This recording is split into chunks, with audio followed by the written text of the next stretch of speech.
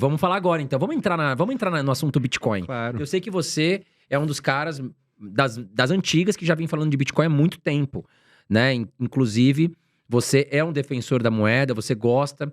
E eu queria saber de você, Bruno, o que você espera para 2024, inclusive para os próximos anos, o Bitcoin que hoje, né, já está voltando ao seu topo histórico, e muitas pessoas que desacreditavam da moeda passam a enxergar a moeda como algo que realmente veio para revolucionar o mercado. Qual que é a ideia do Bruno para esse ano? A gente vai continuar tendo altas aí, temos eventos importantes esse ano, o que você pensa? Bom, é sempre complicado, né? O Warren Buffett, ele fala que o espelho retrovisor é muito mais nítido do que o para-brisa. Então, falar daquilo que vem à frente é difícil, até porque a gente quer fazer previsões para um sistema que reage à previsão. Isso é tremendamente complicado. Mas eu espero que seja um ano forte. Até por isso eu tô com uma alocação desequilibrada na carteira. Já adiantando, eu postei isso no Instagram outro dia, causou um pouco de choque a muitas pessoas. Mas hoje minha carteira, ela tá mais de 80% em Bitcoin. Caramba, E por fiquei em que choque agora também. Pois é, e por que isso aconteceu? Porque lá atrás, quando eu conheci o Bitcoin, era quase nada, depois eu aumentei para 5. Aí na época da pandemia, nós tivemos ao mesmo tempo 3 eventos que foram muito relevantes. Primeiro, aconteceu o halving, que vai acontecer agora, novamente em abril, né? A cada mais ou menos 4 anos, a cada 210 mil blocos do Bitcoin, e um bloco a cada mais ou menos 10 minutos, então dá uns 4 anos, você tem a recompensa caindo pela metade dos mineradores. Então tinha acontecido isso.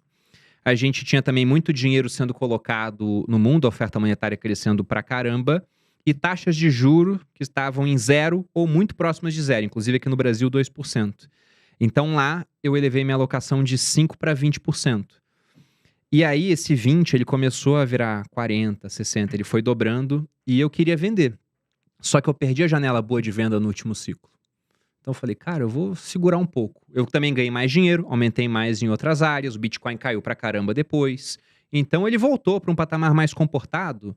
Só que eu fui comprando mais durante aquele período do final de 2021, em que a gente teve uma série de eventos horríveis para o Bitcoin, culminando com a quebra da FTX, né? A FTX. Lembro. Por conta de uma fraude. No final, aquilo acabou virando um esquema Ponzi, digamos assim. E com aquilo, o Bitcoin caiu a 16 mil dólares. Eu comprei bastante naquela época. Cheguei aos 20%. Só que ultrapassei um pouco aquilo. No final, aquilo foi crescendo e hoje o que a gente tem é que ele está ocupando quase 80%. Eu fui comprando mais depois. Porque eu acho que esse vai ser um ano excepcional. Só que eu friso pro pessoal que está assistindo, e é uma frase do Mises, que o homem rico ele pode se dar ao luxo de adotar caminhos insanos por muito mais tempo do que aquele que não é rico. Então, não é todo o meu patrimônio que 80% disso está no Bitcoin. Porque a maior parte do meu patrimônio é minha participação no Grupo Primo. Depois disso, eu ainda tenho imóveis, né? Ainda tenho um dinheiro que eu não conto na carteira, que é uma liquidez que eu deixo para caso uma eventualidade venha acontecer. É uma reserva de emergência turbinada, digamos assim. E com isso, mesmo que o Bitcoin vá a 0, que eu não sei como isso poderia acontecer, mas não é porque eu não sei que não pode vir a acontecer, eu me machucaria, mas eu não iria à ruína. Então não é para o pessoal observar isso que eu tô falando e pensar, meu Deus, ele tá com tudo isso, então deixa eu ir vender minha casa, né? Vou pegar dinheiro no banco a juros de 4% ao mês, porque se o negócio vai dobrar, no final do ano vai valer a pena. Não, não é isso, né? Mas eu acho que nós teremos um ano muito forte, porque a gente tem a dinâmica do halving acontecendo, e aí, para quem não entende o que é o halving, lá atrás, quando o Bitcoin começou a funcionar, 2009, janeiro de 2009, a recompensa por bloco minerado, quando os mineradores, que é o pessoal que tem lá os hardwares para participar do protocolo do Bitcoin, eles ficam competindo num concurso mundial para ver quem consegue achar a resposta de um problema matemático complexo criado pelo Bitcoin. Quem acha, ganhava 50 Bitcoins. Isso em 2009. 2012, essa recompensa caiu para 25. 2016, para 12,5. 2020, durante a pandemia, caiu para 6,25. E agora vai cair para 3,125. Então, imagine, pegando uma analogia com o ouro, que os sindicatos mineradores de ouro do mundo se reunissem a cada 4 anos e falassem: pessoal, de hoje em diante é só metade do ouro para o mundo, tá? Então você tem uma quebra pela metade na oferta, enquanto a demanda de ouro permaneceria a mesma. Tendência é o preço subir. Com Bitcoin, quase a mesma coisa acontece. Porque você tem essa quebra pela metade na oferta, só que a demanda tende a subir muito mais. Porque uma parte muito importante do halving é que ele é um baita de um evento de publicidade para o Bitcoin. Uhum. Porque esse ano todo mundo vai falar desse assunto. A gente vai ver a Globo falando do halving do Bitcoin. Isso vai acontecer. Com isso, um monte de gente que ouvia falar, não dava muita bola, vai olhar para aquilo, vai olhar e pensar, caramba, no passado subiu 130%. E esse ano já subiu não sei quanto. Então esse cara, ele vai começar a mandar mensagem para aquele amigo que é mais entendido de Bitcoin querendo comprar. Nessa hora, você costuma ter uma explosão nos preços. Que, diga-se de passagem, ela ficou menor a cada halving. Lá atrás, o efeito do halving era maior do que se a gente pegar o último halving que aconteceu. Então, muita gente até fala que o efeito do halving hoje é psicológico. Porque se você pensa no Bitcoin, no fluxo que você tem gerado de Bitcoins novos por estoque que existe, poxa, em 2009 não tinha estoque e o fluxo era de 50. Em 2012 o estoque era pequeno, o fluxo ainda era relevante, 25. Agora o estoque é de 19 milhões e pouco e o fluxo é muito baixo. Então, realmente, pensando em fluxo por estoque, esse pessoal ele tá com um palpite adequado, na minha opinião. Só que esse é só um evento. A gente tem mais dois que eu acho que são muito importantes. Um deles é a questão dos ETFs de Bitcoin. A gente tem, se eu não me engano, são 15 ETFs de Bitcoin na fila para serem aprovados pela SEC, que seria o equivalente à nossa CVM aqui no Brasil. Inclusive tem um da Hashdex, que já tem um ETF aqui no Brasil, que está lá. Ele era para ter um deadline de aprovação no dia 1º de janeiro. Eu não sei se aconteceu alguma coisa aí que postergou, ou simplesmente só deixaram sem resposta. Eu sei que entre o dia 14 e o dia 17, tem uns 7 ETFs que podem vir a ser aprovados. E quando isso acontece, você tende a ter mais entrada de capital nesse mundo do Bitcoin, porque o institucional começa a poder montar posição. E a gente tem um exemplo disso na nossa própria gestora. A gente tem uma gestora no Grupo Primagrão e o fundo Arca, 2% dele está em Bitcoin. A gente tem um conselho lá para definir estratégias, tudo, e eu fui uma voz ativa para falar, olha, eu acho que é muito interessante a gente colocar 1%, depois a gente subiu para 2%. E como que a gente faz isso? A gente não vai e entra num site de exchange e compra os bitcoins, aí deixa lá numa carteira, onde eu tenho a senha, fulano tem outra. Não, pô, porque seria um processo que, primeiro, é muito diferente do know-how do pessoal que participa da gestão, que é de um mercado mais tradicional. E segundo também que a gente entende que acaba sendo um ônus essa custódia, né? Então, como é que a gente faz? A gente compra cota de ETF. Porque aqui no Brasil a gente tem ETF de Bitcoin bom. Nos Estados Unidos não tem ainda. Então, por ter esse ETF bom, a gente tem 2% do fundo em Bitcoin. Nosso fundo hoje, o fundo Arca, deve estar aí com 600 milhões sob gestão.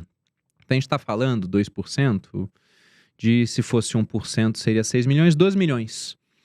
Imagina trilhões de dólares que estão nos Estados Unidos, um monte de gestor querendo montar posição sem ter o veículo adequado para isso, e de repente pensando, e se eu colocar 1% em Bitcoin?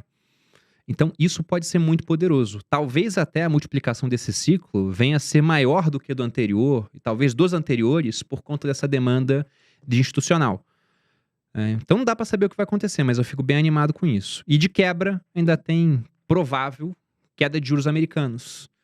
A nossa bolsa, ela terminou o ano bem. Foi um ano de subida forte, 22, alguma coisa, né, que o Ibovespa subiu. Foi o melhor ano desde 2019. Né? Depois teve a pandemia, tudo é uma bagunçada, mas foi um ano muito bom. Só que se você pega mês a mês, André, a gente até outubro estava subindo 3% no ano, o Ibovespa. Então até outubro era um ano horrível para a Bolsa. Sim. Aí veio novembro, só em novembro subiu 12%. Por que subiu 12%? Aqui em novembro, enquanto o governo discutia gastar mais no ano que vem, que é um negócio que geralmente o mercado não olha com bons olhos, o juro americano de longo prazo caía. Aí com isso o México subiu, o Brasil subiu. A Argentina, por outros motivos também, teve eleição, né? Subiu, Bolsa chilena subiu. Então o mundo todo acabou subindo. E novembro e dezembro salvaram nossa Bolsa só por conta de queda de juros americano. De longo prazo. Agora, nesse ano, a gente deve ter a queda do juros de curto prazo, equivalente à nossa Selic, que é a Fed Funds Rate. Isso acontecendo, você libera capital, que entenda que o juros americano é como se fosse um imã para o mundo. Quanto mais alto ele está, mais capital ele atrai. Quanto mais baixo, esse capital ele começa a não ser atraído com tanta força. Então, essa conjunção desses 3 fatores me deixa bem animado com o Bitcoin. Lógico que eu não sei se o ano vai ser realmente tudo isso, mas olhando essa conjunção, eu acho que vai ser um ano bem animado para quem tem posição em Bitcoin. Não, legal. E essa questão de outras criptomoedas, Bruno, por exemplo, o Ethereum, que é uma moeda também, acho que após o Bitcoin é a mais conhecida. Você investe em outras moedas como Ethereum, como Solana? O que você pensa sobre esses outros projetos? Então, lá atrás, né, eu olhava para o pessoal que era maximalista de Bitcoin, Maximalista de Bitcoin é o cara que fala que Bitcoin tem valor e todo o restante é lixo. Eu olhava assim e pensava, esses caras são muito radicais. Mas com o tempo, eu fui ficando cada vez mais maximalista. Então, eu não chego a falar que todo o restante não presta. Por exemplo, você falou do Ethereum, né? Eu tenho um pouco de Ether na minha carteira, mas é bem pouco comparado àquilo que eu tenho em Bitcoin. E as outras, eu entendo o racional da exposição, porque o que geralmente acontece é o Bitcoin ele vem primeiro. Em cripto tem uma métrica chamada dominância, que é, no mundo das criptomoedas, dos 30 mil tokens que existe, coisa assim, você pega aí mais ou menos uns 50% hoje do valor de mercado é o Bitcoin. Essa dominância ela tende a crescer durante um tempo. Bitcoin ele sobe primeiro e depois ela tende a diminuir, com as outras criptomoedas subindo mais. E eventualmente algumas que não têm pé nem cabeça. Vai ter o cara lançando, sei lá, Will Smith, Shiba Inu, alguma coisa, e o negócio do dia pra noite ele multiplica por 10 vezes. Então vai ter uma fase no ciclo em que as outras vão andar muito mais do que o Bitcoin. É normal, isso sempre acontece. Então o cara que quiser fazer uma exposição anedótica, assim, vou pegar essa aqui que eu acho que vai subir.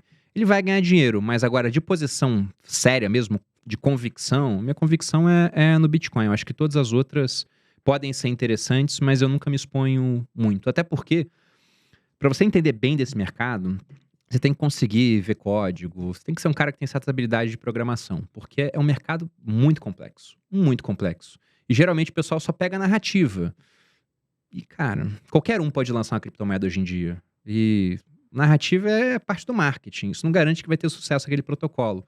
Acho que um dos pontos muito bons do Bitcoin é esse teste do tempo que ele já teve. Porque todo mundo fala, pô, é muito recente, é de 2008. Mas pensa 2008 até agora, o quanto o mundo mudou. Exatamente. Em 2008 eu não usava WhatsApp. Nem sei se ele existia. É verdade. Em 2008 eu não usava Uber. Né? Depois eu comecei a fazer tudo pelo WhatsApp. Fiquei 5 anos sem carro porque eu só andava de Uber aqui em São Paulo. E mesmo com toda essa evolução acontecendo cada vez mais rápido, inteligência artificial surgindo agora com toda a força, né? Escancarando a porta, mesmo assim o Bitcoin ele se mantém relevante e sendo cada vez mais adotado pelas pessoas. Não para fazer transações, esse é um ponto. Você falou, poxa, o Bitcoin é uma moeda, né? Muita gente discute isso. Eu vejo ele muito mais como uma possível reserva de valor, que é um dos componentes da moeda.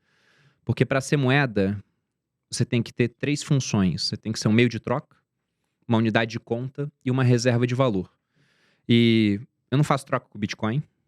Fazer conta com ele, de você precificar alguma coisa em Bitcoin é muito difícil. Então dá para fazer conta com algo que é tão volátil, é mais difícil. Agora, dá para você comprar Bitcoin e manter aquilo guardado e daqui a 10 anos aquilo ter preservado seu poder de compra? Dá. Provavelmente vai ter aumentado muito seu poder de compra, inclusive, se o futuro ele seguir a tendência que a gente viu no passado, pode ser até com muito menos força. Mas só de acompanhar essa tendência é o que poderia acontecer. Então, é quase que um ouro turbinado. Né? Até se acontecer uma guerra aqui, por exemplo, você vai pegar o teu wallet, você pode levar ela para qualquer país, né? E pode ser uma proteção também, né, Bruno? Não precisa nem da wallet. Aconteceu uma guerra aqui, você pega a sua wallet e destrói ela. Vai lá e martela. Contanto que você guarde as palavras-chave na sua cabeça, né? Depois você faz o backup em outra wallet Exatamente. e tá tranquilo. Vai para outro país, compra uma outra wallet, faz o backup, ou baixa uma da internet também, faz o backup, você recupera o acesso ao seu dinheiro e pode viver a sua vida. O pessoal de casa entenda o seguinte, né? Imagine que o Bitcoin ele tem sua blockchain. Imagine isso como uma grande planilha de Excel. E que cada célula da planilha é um cofre. A sua wallet, ela guarda as chaves desse cofre. É isso que ela faz. Então, se você pega essas chaves e decora, você tá com elas, você não precisa da wallet. Aí depois você vai, baixa novamente, né, um dispositivo para ter acesso a essa planilha, você insere suas chaves e consegue tirar o saldo de lá.